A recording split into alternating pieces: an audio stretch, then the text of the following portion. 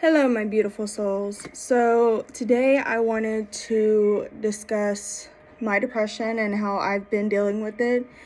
I'm probably going to mention in every video that I am not a healthcare professional. This is just my experiences, my stories. If it helps someone, I'm happy to help. This is mainly to get it off my chest and help me get a clearer head. So, in the last video, I talked about my bipolar, and I was diagnosed at 14 with it, the same with the depression. I have bipolar depression, and with my depression, my manic episodes get severely bad to where when I was 14, even before 14, I was about, I would say, 10, I started self-harming, and nobody knew until I was 14. I just blamed it on everything, and around 14 I blamed it on the cat, and my mom finally found out, and she took me to an institute. They helped me, and I was able to get a little bit of clearance for it. I have relapsed a couple times in the past, and it's been hard to deal with the depression, because for me, in my head, it's I'm not good enough. I'm never going to be good enough. What is the point of even living if nobody around me really cares? And they'll be better off without me. That's how it is in my head, that everybody would be better off without me. And it's worse now that I have kids.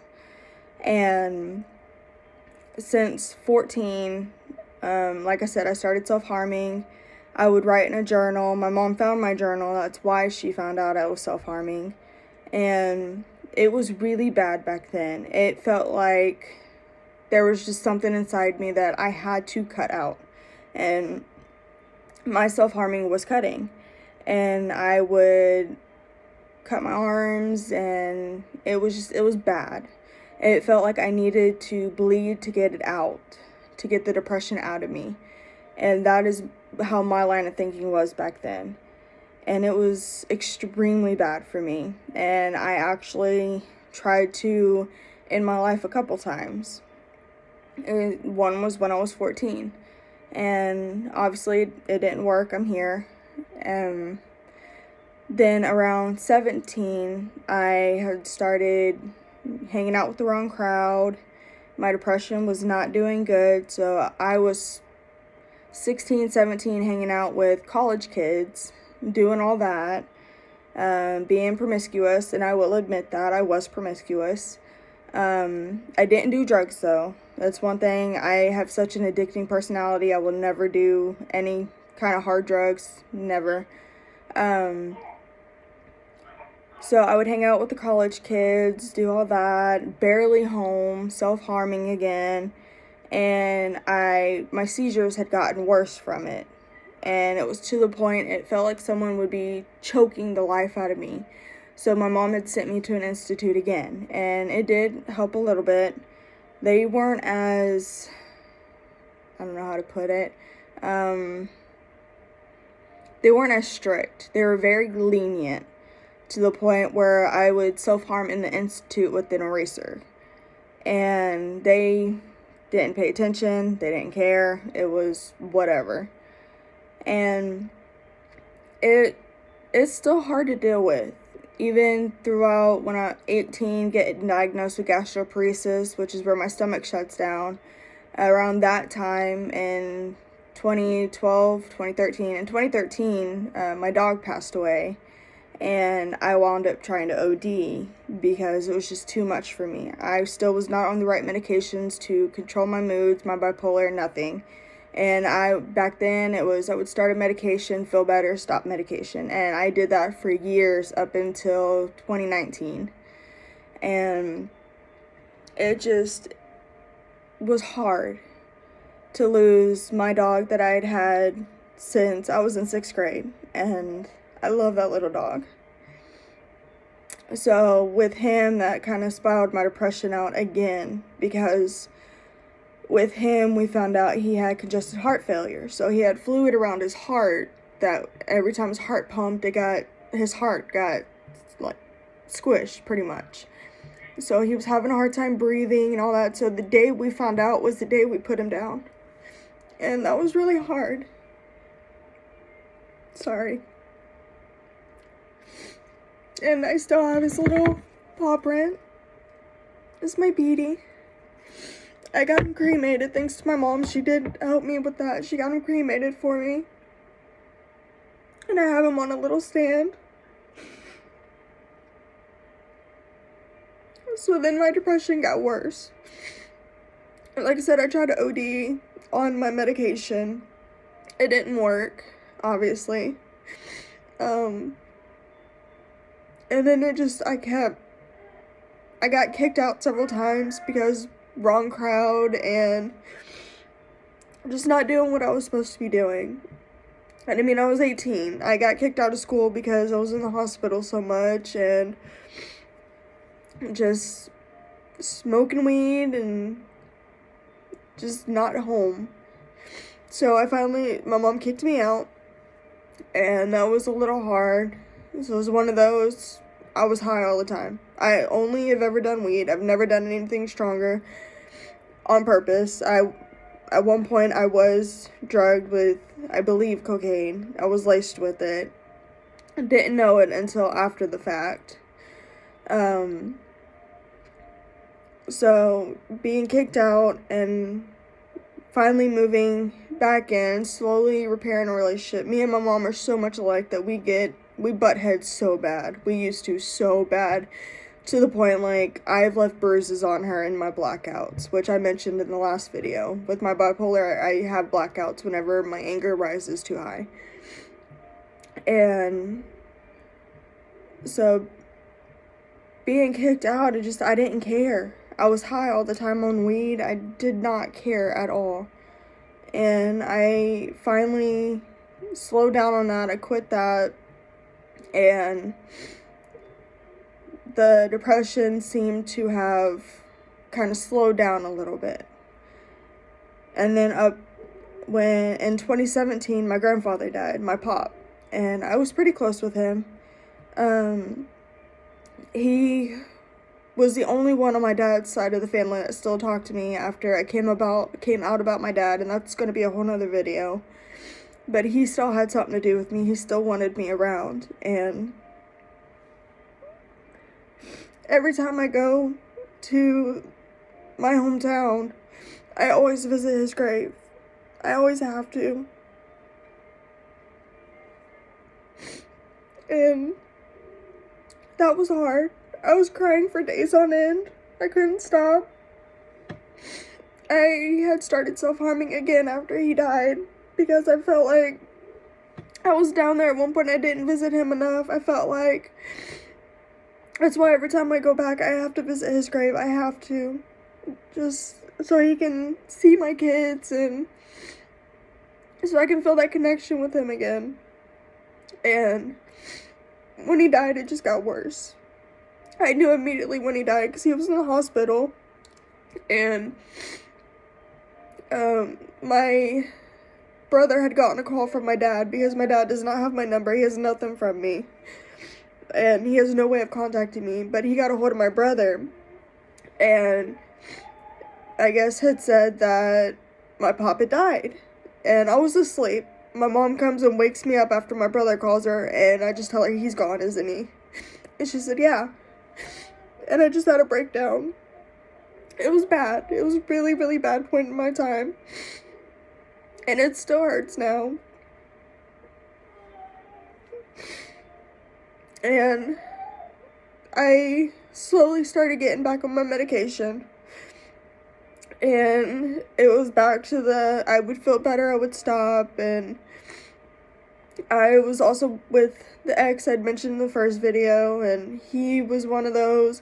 He never claimed me in public. I was always in private because he was my brother's best friend.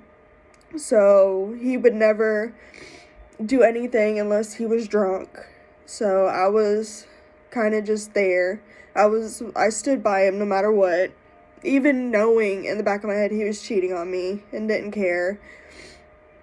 And it just kind of threw me down, and having someone that was just like my dad, always drunk, and not a good drunk. He was not a good drunk at all. either one of them, my dad or my ex. So I had moved back to my hometown, because when my dog had died, I was in a different town. I used to live in Texas. I was in a different town, and I moved back to my hometown in 2017, and wound up having a miscarriage from my ex. And he made it all about him, saying that he held a gun to his head and all that, and I would be crying in the shower. I tried to OD again because I had just lost my baby. And I didn't even know I was pregnant, but it was, as soon as I had the miscarriage, I knew. I even went to the doctor. They confirmed it was a miscarriage, and it about killed me. I would sit in the shower just crying my eyes out because it was so hard. And he's talking about having a weapon against his head, and how I tried getting a hold of him. I had tried and tried and tried, and he said that he forgot his phone charger at his mom's, but he would not, like, I couldn't contact him as soon as I had the miscarriage. I could not get a hold of him until about a week or two later. And I told him he made it all about himself and how he was gonna cease living, and I just became done with it. So I had started talking to my now husband, and he was there for me. He understood. He had his problems as well, and we stood up all night talking. And I've met him through my mom's now ex-best friend. And this man, like, he's my best friend. I love him to death. I tell him almost everything, but he doesn't understand the mental health illness. He doesn't have any. He doesn't understand it. I've tried telling him, but he doesn't understand. And it's completely, like, I get it. And I told him about the miscarriage, and he came over to the house one night. Never left. We got married. He never left. He wound up moving in basically that night. And I mean, I've known him since I was 2. I've known him since I was 2. So it was, like I said, he did those yearly check-ins, seeing how I was doing, if I was ready to be with him. And at 23, I was finally ready. And it was one of those whirlwinds. It went by super fast. 3 months in, we got pregnant. We got together on September 24th, got engaged on Christmas at midnight, and found out we were pregnant on July 11th, I believe. And I went to the hospital that day, or that night actually, to find out how far along I was, to make sure, like, hey, I'm pregnant, because I was never supposed to be able to have kids. And they had said, yeah, you're only a couple weeks along, but you are pregnant. And I had a lot of trouble with the pregnancy, and I wound up having to have surgery to have an ovary and a cyst removed while I was pregnant, because it was pushing into the womb, pushing into the uterus, and you could see it on the ultrasounds. And they said if I would have waited 2 more weeks, it would have killed my daughter, and that about killed me. And it was one of those, all I wanted to do was just not be alive anymore, but I had to be alive to make sure my daughter was alive. So I had to quit my job, because otherwise I would have lost her. It was a very high-risk pregnancy. Because like I said, I was told since I was 12, I was never supposed to have kids. It would be slim to none chance I would ever have a kid or ever make it to the child being born.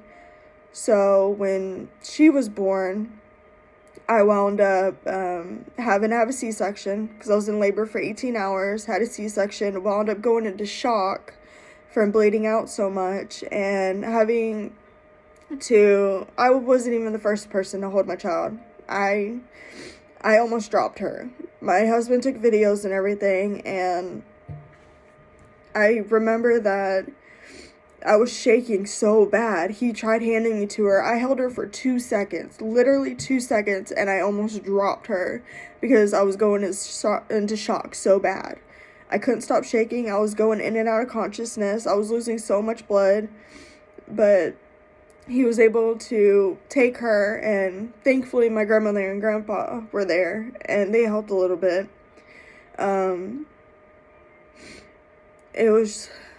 It still kills me that I wasn't able to fully experience what it was like to be pregnant.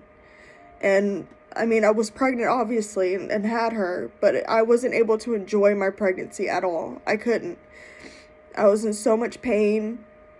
I was always swollen.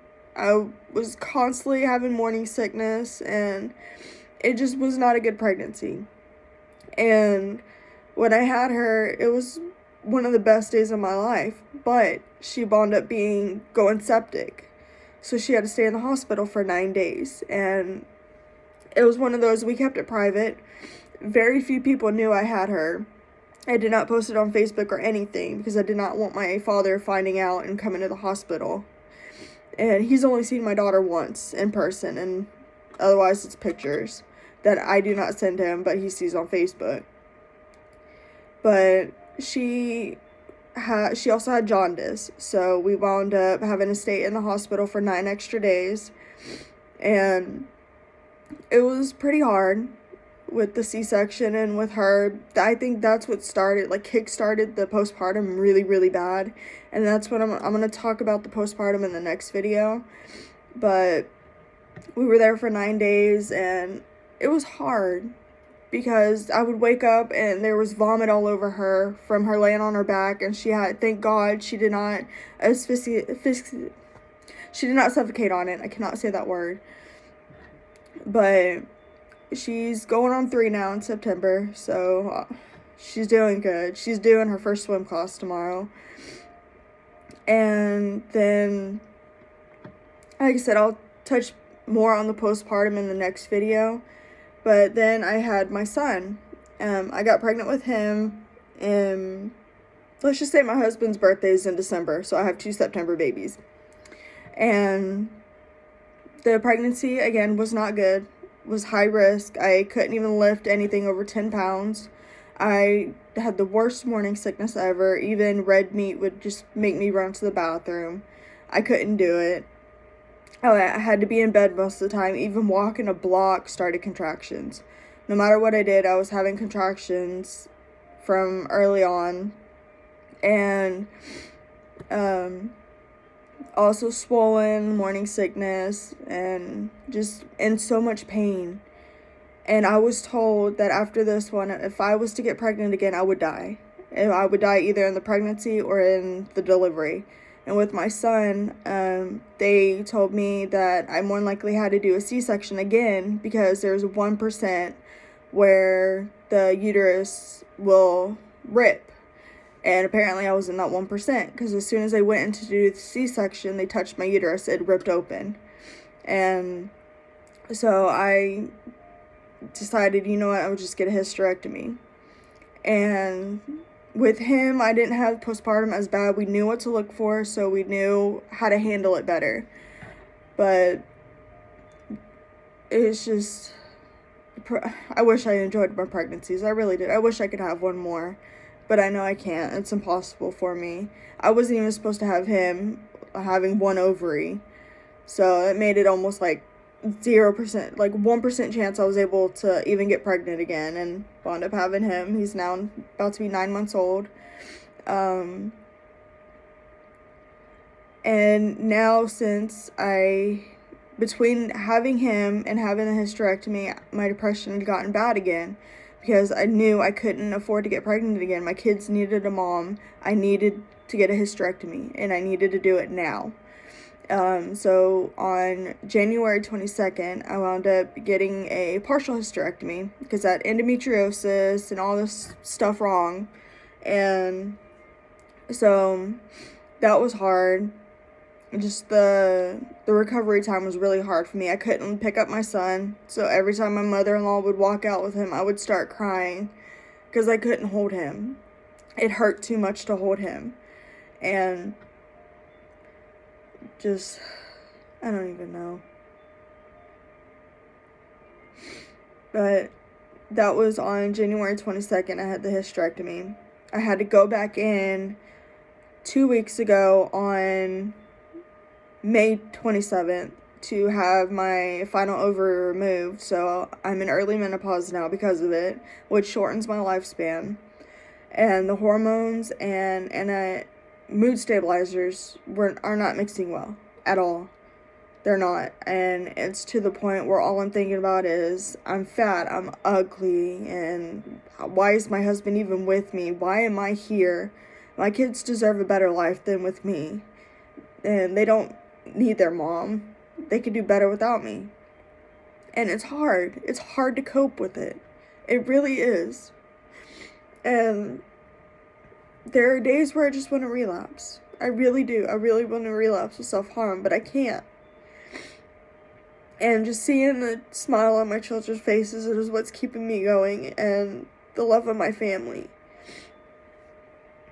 And that is the only reason why I'm still here, is because it would hurt them too much.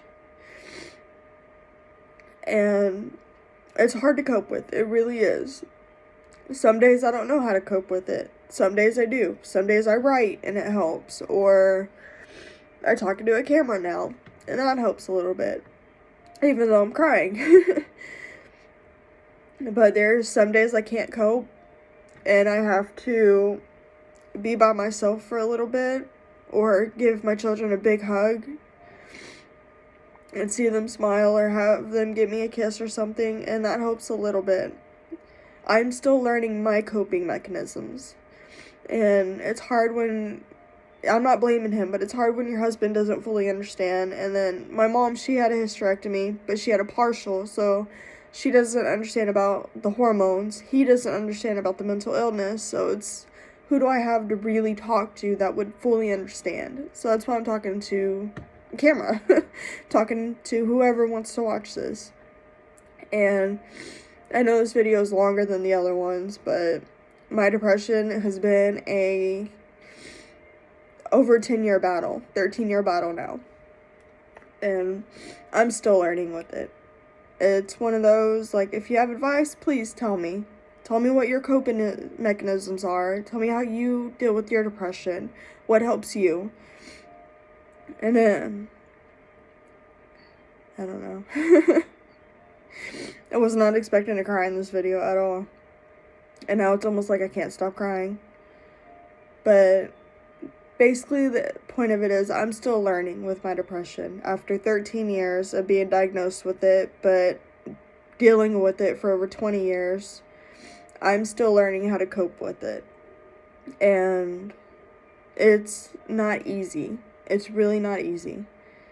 But if you have any recommendations that work for you, that you think may help me, that I should try, then please leave it in the comment if anybody watches this video. This is my story. And on the next video, like I said, I'll talk about my postpartum and how bad it was with my daughter and the difference between the two. So, yeah.